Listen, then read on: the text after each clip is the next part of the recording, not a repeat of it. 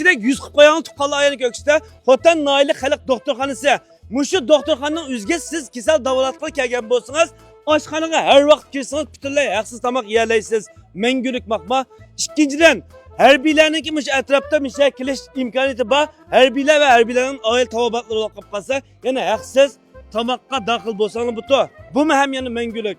Yana birisi bu shu meyib taqdirlash dostlarimiz o'qib qolsa, kelsanlar har vaqt uchoq Xotan Noila kayfiyatining o'ziga Muşu 1000 yıl alaylıqban poloxonasining echilganligining o'zima menchi bir cho'qim yaxshi ish. Bo'lsa, kep qo'llab turinglar. Agar qo'llashga imkoniyating bo'lmasa, birodar yurakingni bir qo'yinglar. Mushunda bir ehtiyojli do'stlarimiz miyakep tamoq bir narsa yivasa demakchi.